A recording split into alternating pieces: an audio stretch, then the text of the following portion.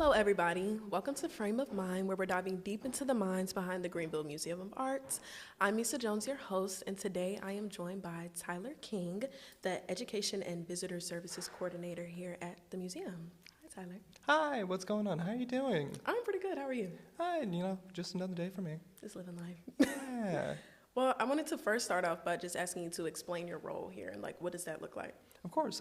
So I'm the Education and Visitor Services Coordinator. What that means is I handle all the educational programming and anything to do with memberships or just visitors' experiences when coming to the museum. Classes or workshops or even some of our outreach programs, all that stuff is stuff that I manage. Okay. How do Education and Visitor Services connect? Of course. Often when you visit a museum, you'll see interactive elements or things that might inform you about either the museum or the exhibit. That's kind of how that interlaces. Where visitors might come in and interact with, sometimes it is the exhibitioner and their job to figure out what the interactive quality of the exhibit would be. Mm-hmm. Sometimes it's my job, depending on whether or not it's from our permanent collection or a visiting artist or something like that. It kind of ranges and varies, but we're also a pretty small team here at the Greenville Museum of Art, North Carolina, so we all wear a lot of hats. Yeah. Okay, talk about those interactive elements. What are those specific to here? Of course. So we do have a few different things, in our current exhibition, there are two different pieces. It's not two different pieces. There's one piece that you can physically touch and interact with, and it's about a oneness with the piece as a whole. The current exhibition is called Archiving Place. It's about what place means to an individual and the geographic location, the cultural, regional, all that good jazz, and how that interworks. But also we do have other things in our permanent collection side, like our creation workshop, which people can come, namely kids, can come make their own artwork and showcase it on the walls in that space. Okay. Well, with that, talk about what your day-to-day looks like in this position. Of course. So often in my day-to-day, I am contacting different people about potentially doing some more programming, workshops. I'm often communicating with our instructors here at the museum, trying to make sure that we have a appropriate amount of people attending our classes, but also I'm contacting instructors about how their outreach programs are working. We have one outreach program that we recently started called Autistic Dream, which is over in Farmville, and I'm so excited for that because we often do work with the Autism Society here, and I'm jazzed that we're able to do that also in Farmville. That's cool. So how long have y'all been doing the original work with the Autistic Society here? Oh gosh, it's been a while. It's been a hot minute. Yeah. Prior to my role here at the museum, at least. Okay. It's been going, I believe, at least for 5 years or so. I could be wrong about that. It's just been going on for such a long time that, frankly, it might be before the current director's time even. Oh, wow. How long have you been here? So I've been working here in a different position for about going on 3 years now, I believe. But I have only recently moved into this position as of August of last year. So there's plenty of things that I don't know and I'm trying to learn, but also we're under a lot of changes because it's for the first time in a very long time, we now have a full-time person working on education stuff. And I'm so excited, so jazzed to, grow those programs and do as much as we can to make sure that we're doing as much as we can for the community through education. Yeah. What were you doing prior to? Because were you always interested in education work? So I actually was a graduate student over at East Carolina University. Okay. And I got my master's and undergraduate in graphic design. I have always wanted to work in museums. That's just I love the space. I love what it does for the community. I love learning. I think that's amazing. Yeah. Did I think that I was going to be in an educational coordinator position? No, not because I don't want it, but because it's just wasn't. Just didn't I picture it. wasn't expecting it. Yeah. But I'm so thankful to have this position because it does the thing that I've been wanting to do for a long time, which is to do something for the community and, work with other people in a very collaborative way, and help other people through, learning, education, graphic design, because I'm a nerd about that, Yeah. and anything that I could possibly do to further help the community. Yeah. So what skills do you think from undergrad or just from life that have helped you in this position so far? Surprisingly, I think that the best skill that I've come to, create and cultivate is just interpersonal skills. Yeah. It might sound silly that my education in undergrad and graduate hasn't helped me as much. It does help me in terms of knowing how to make designs and things like that. But more importantly, it is how to engage with another person in a meaningful way that they feel heard and they also feel connected with. So that also means, through emails and being able to just really connect with people on a consistent basis. Yeah. Those are the most important skills that I found. And honestly, you can apply those to literally any job that you have. But genuinely, I think those are some of the most important skills that I've personally found. Okay. Well, we're going to take one quick break, and we'll be right back with Frame of Mind. Stay with us.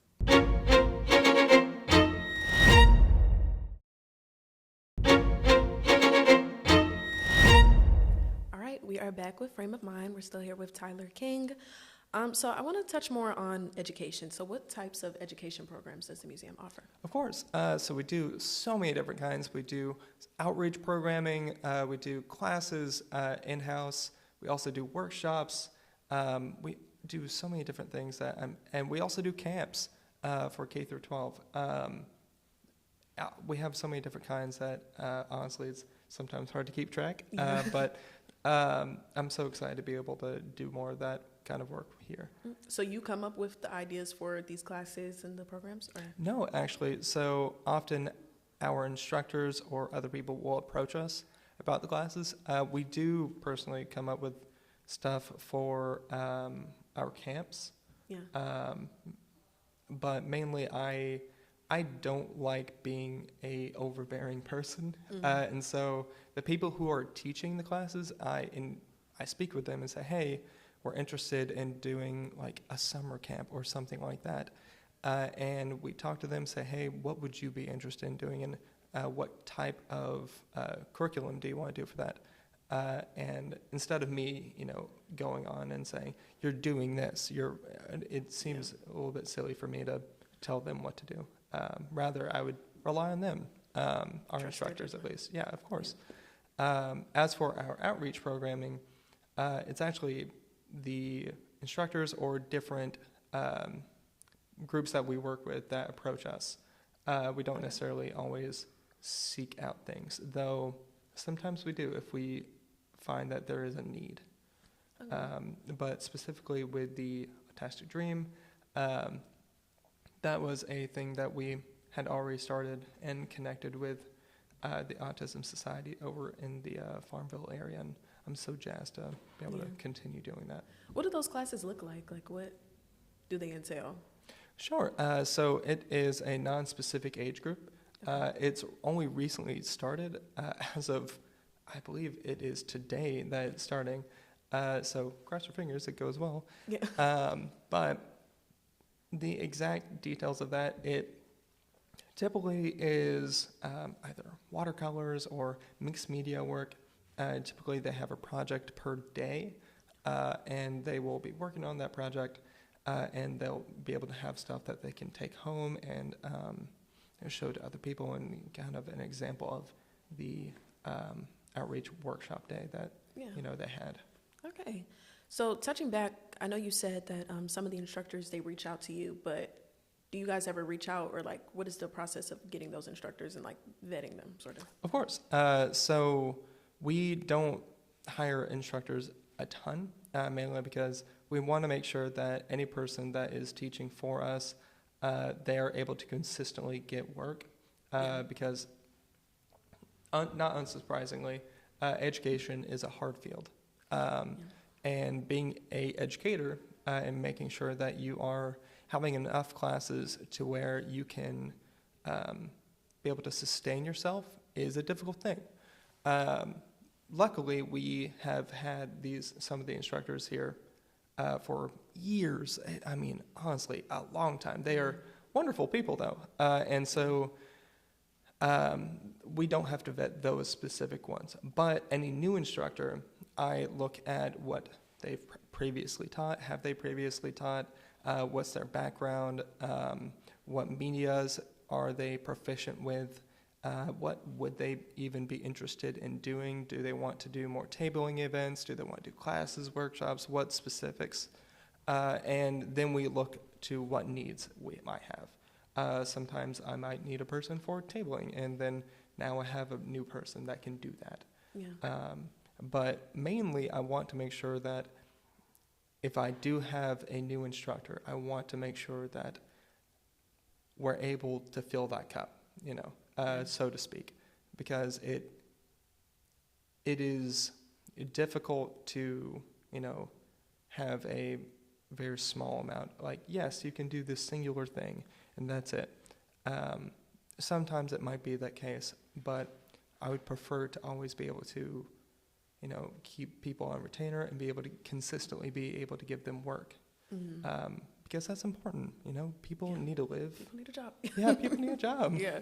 Touch on the importance of building those connections with those instructors, because I'm sure like they feel comfortable with you, but you have to feel comfortable with them. Of course. So it's one of those things where I make sure that they are aware that they have the power to kind of dictate their curriculum, and it is not me telling them what to do. It is more of, let's work collaboratively. Let's work together to make something. And often, I find that in workplaces, it's best to have that kind of relationship with all of your coworkers and employees and everything like that. It's not necessarily the most productive to say, yes, you are having to do this, or yes, you have to do this. More of, are you willing to do this? What are your ideas on working on this thing? It's important to be able to engage with people and meaningfully have their input. Rather than just talking at them. Yeah, it's nonsense. I'm not going to do that. Right. No. Because that doesn't build any connection. No. Yeah. No, of course not. They are smart and intelligent people. I want their opinion. Yeah. Their opinion matters to me. That's good. All right. We're going to take one more quick break, and we'll be right back.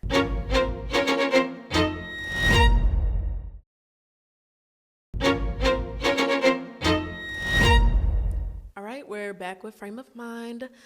So I want to keep touching on education. Like, do you believe that offering the educational programs allows visitors to connect with the art in a deeper level?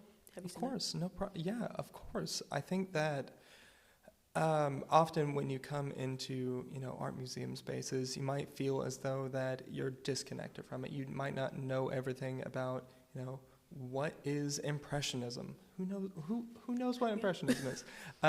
Or you might not understand the labeling of any of the art pieces. Or heck, you might not even know about any of the history of the building. So that's why we have things like tours, and we have or pamphlets or different activities here at the museums that you're able to engage on a deeper level than just surface level looking at something. There's no problem in looking at the artwork and having your take on it, right? But being able to have tours and different media that you're able to engage with actively, it deepens that connection. Right. So what would you recommend to people who consider themselves not an art person or not art people? What would you say? Take the tour. Absolutely. If you don't feel as though that you're an art person or know much about art as a whole, take the tour. I'm the person who runs those tours, Okay. and I always gauge what people's knowledge level is about artwork, and I try to make the tour a little bit more personalized because I want to make sure that whoever is taking that tour is getting that full experience as much as they can, and it also makes it a little bit different for every time you take the tour too. Yeah. So if you don't know much about artwork, don't worry, I've got your back. I want to make sure that everyone's on the same page and are able to learn together. Yeah. What pieces or sections of the museum have you found like people are most interested in, or like, wow, like that's cool? I think that it would probably either be, ooh, gosh, that's a really hard question. It's a lot. There's so many different parts about the museum that I love being able to talk about that I do find people engage with. I think that there are two. The Kenneth Nolan Gallery, that is where we keep some of our abstract art. I think people engage with that a lot because there's a specific piece. It's the Kenneth Nolan piece. There's a optical illusion thing you can do with that. Or our rotating galleries, since that changes so frequently, being able to talk about that is super fun. And also, usually the artwork in that gallery is bananas, and I love it. Oh yeah, are you kidding me? It's great. I love it. Really? There's a sound piece in there right now, and it's so cool. Okay. So how do y'all find those works to put in there? So typically, with our rotating galleries, those are exhibitions that are scheduled 2 years in advance, and often we get emails constantly about different people wanting to exhibit work here. And if we had the space and ability, of course we would try to, but we don't. Yeah. That stinks. We're a small museum, though, so we do our best to make sure that any of the exhibitions that we are putting on could be uplifting or could be valuable for the greater community. Right. And so if we recently had a Latin American exhibition called The Home I Never Knew, and that was important for us to do because a lot of people have been feeling pretty rough nowadays for at least within the Latin American communities, and being able to connect with them and say you have a home here is so vital. Or in our permanent collection area, that's where we are currently. Yeah. We have stuff from our vaults that we put on display and that we try to rotate out as much as we can, but that's mainly so then we can showcase everything that we have. Though if you ever want to see any of the pieces that we have in our collection, you can always just go to our website at GMoA.org. Well, we're going to take another quick break. This will be the last one, and we'll be right back.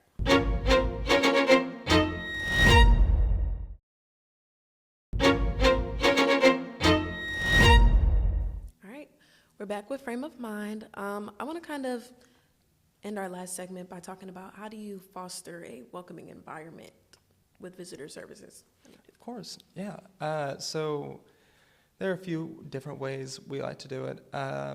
So as for, when people initially walk through the door, I personally like to, get up, greet them, say, hey, what's going on? What's your, knowledge level? Have you been here before?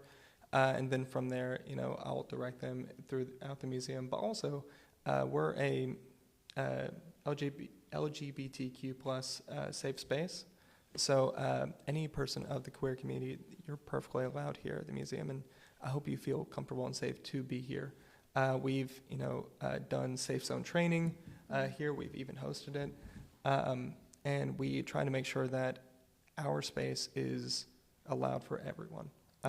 Whether or not you're of any ethnicity or sexual orientation or any of those things, you're allowed here. And also, there's different ways in terms of accessibility. So obviously, not everyone's going to have the same knowledge level. But we do have different pamphlets that are telling people more about the space and museum and the artwork. But we also have different labelings trying to inform more people about that. There are new things that we're trying to roll out and develop to increase that, like we want to be able to get accessibility chairs, and there's so many different things that we're trying to get the issue is always going to come down to, do we have the money to do it? We're a small nonprofit, and that makes things difficult. But I'm thankful for all of the sponsors and everyone that's a member, because those are the people that are really able to help us continue our work and to make this an even more impressive and vital place for, Greenville as a whole. Yeah. How do you see the museum's role in arts education growing in the future? So we do have a lot of plans. We're currently overhauling our education building. That is part of the reason why we're also not necessarily doing this interview there, is because we are currently cleaning it out, putting new things in there, trying to be able to grow that programming to where we can have even more classes. My hope is that, by doing so, we're able to make things a little bit easier for not only our instructors, but our students as well. It's so important that, everyone is able to, navigate that space well. But also, we're trying to, develop new programming in terms of handouts and other media that we kind of have throughout the museum. Heck, we even changed our visitor, the front desk area to help that. Wow. Well, you kind of touched on it, but I was going to ask, what goals do you have for expanding, visitor engagement? Oh, yes. So we do have different events that happen here at the museum. We have the GMoA Art Ball, which is a huge fundraising event. But we also have an event called Super Family Game Day in GMoA Arcade, which is our game events that anyone is able to come to. The arcade one is paid, but the family one is completely free, and I hope people are excited to go to that, because you play arcade machines and different yeah, it's so fun. Yeah. But that's some of the few ways we try to help grow that engagement and, be more of a community center for people. Okay. Well, thank you so much for speaking with me today. Of course, no problem. Thank you. And thank you guys for watching Frame of Mind.